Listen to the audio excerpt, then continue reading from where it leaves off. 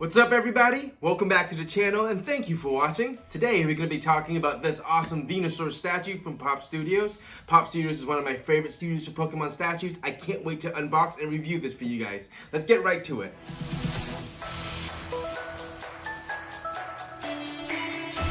Alright, so let's get started. Venusaur's body comes attached to the base, so this entire piece is really just one solid piece altogether. Very impressively done, very heavy as well. Out of the 3 starter Pokemons from this studio, this is definitely the heaviest. And very impressive as well. I love the colors on this statue. The leafy elements encompass the entire statue to keep that foresty vibe. Underneath each leaf, you see like a little bit of shading done to give it more depth. But what I really like about this base is the earthy elements on the sides and the bottom, actually. If you look at the gravel here, the earth right here, you can see the different shades of brown, the lighter brown on top and the darker brown within the cracks. And even the cracks are done very random but very beautiful. It looks natural, I think. It just looks great to me. It goes all around the statue to the back as well. It just makes the statue so phenomenal, in my opinion. It pops up so well and adds to the vibe of what a grass Pokemon is. What underneath Venusaur, you can also see the gravel texture right there. It's hard to see on camera, but in person you can really see it. It's very well done. The vines at the back, of course, look very, very nice. What I like about the vines is there's some damage on it. Different shades of green compared to the leaf makes it pop up even more. Looks really, really good. All right, let's move on to other parts of the statue. We have Venusaur's top part right here. The colors are very well done. What I really like about this is that some of the leaves are folded downwards, others are folded upwards. It looks as if like a wind is blowing through. Give it some dynamics since Venusaur is pretty much just standing there. So it's very cool to me. And the solar beam goes right on top later on as well. We have the 2 vine whips that come attached with Venusaur as well. They just held by magnets at the bottom of this flower and then goes right on top. And of course we have the solar beam part I just mentioned right here. Very well done. Nothing much to say about it, but it's not present in other Venusaur statues, so I'm happy to include this. This is a pretty iconic move to Venusaur in my opinion, especially with this giant flower. We also have Ivysaur right here. Ivysaur looks adorable. His smile is so cute. The color is exactly the same as Venusaur and Bulbasaur, which I bring up right now as well. They all look the same. I guess because of the way the Pokemons are, there's nothing they can really do to make each of them stand out with the pose, since they move on all 4s basically. But with Bulbasaur, they did a slight hip tilt there, makes it adorable. I love it. It's nothing much to talk about, but it's cute. It's very adorable.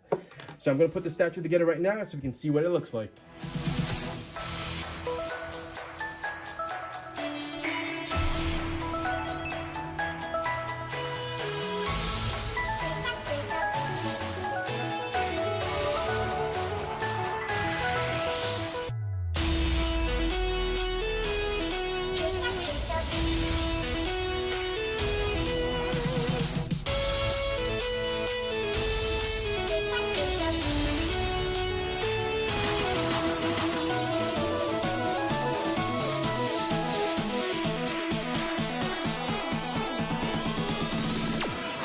And here they are all together. This is a magnificent piece. I am so happy with this.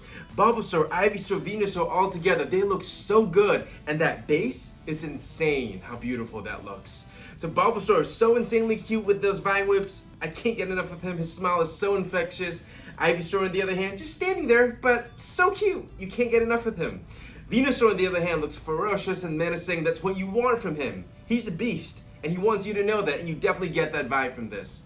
The solar beam on top is just icing on the cake. It's just an iconic ability for him. I'm happy they included that. This is a phenomenal statue. Now, there are certain issues I have with this statue. One of them is the parts, they don't really come labeled, I guess. Maybe there is an instruction booklet in here that I missed or something, but the leaves take a while to figure out. They give you 5 of these accent leaves that stick onto the base. The good thing is they fit to a particular slot, so you can't really mess that one up. The vine whips are tricky. You have to follow the picture, so it's not that bad. Same for Venusaur. The vine whips fit a certain way. There's no way to mess it up. The leaves at the back as well. These little small little leaves. Took me a while to figure that out, but you just gotta find the right spots to put it in, and it's done. Took me a while, but definitely worth it. Now, design-wise, I love the statue, like I said, but I'm a little skeptical on why they it's going the same direction, same for Bulbasaur and Venusaur. Perhaps they could do a more dynamic look to the vines. I know some other studios have actually done that, and they look really, really good, but you know, maybe that would distract too much from the statue, so I get it. It just seems a little bit odd, the way the vine whips are facing right now. But you know what, that I can look aside. The flowers, every part of the statue has an element that looks so good all together. Amazing piece. So as most of you probably know, there are other companies out there that make Pokemon statues as well. And I want to talk a little bit about why I decided to go with this Venusaur statue instead of the others. There was one in particular that made this decision quite difficult, and that is the PPAP Studios Venusaur. Now that statue looks really good. The way the vine whip from Venusaur wraps around the statue, it is so dynamic. And man, I do love a good dynamic statue. But in the end, it took me a couple days to figure this out, and I think a lot of collectors are going to come into this as well. This hobby, you're going to have many different companies release the same character, and unless you're super well off, you will probably only want one of each character. A good example is this Captain America. When deciding a quarter scale Captain America, there's so many right now to pick from, but I thought this was the best one from Iron Studios, and that's why I went with it. It's also price point and things like that to think about. But the option of having many companies do that is that you have the time to just say no, another company's probably going to make it, and so I'm just going to hold off on this statue if it doesn't suit you. So that's what I really like about this hobby. It's not just you have to buy it the moment it comes out. You just get to decide, is this worth your money? And PPAP Studios are creating just the best Pokemon statues. I have probably all of the statues in pre-order. The early ones that I missed out, like Growlithe and Tyranitar, I'm trying to hunt that one down, but that one can be quite pricey. I know it's still available some places, but I'm not really willing to spend that money on Tyranitar. But there are other statues that are coming as well that I'm very excited for. Alright, so that's it for this video. Thank you so much for watching. This is an amazing piece and I hope you enjoyed it. I am so happy that this is in my collection right now. If you are interested in getting the statue, I'm going to put the links in the description down below, so check that out. If you have any questions about shipping, about the statue, leave them in the comments. I'll get to them as well. If you enjoyed this video, I appreciate a like. And if you want to see more, you can subscribe to my channel. There will be a couple more videos coming on. PPAP Studios Charizard will be the next review in line as well. You can see that in probably a week or so.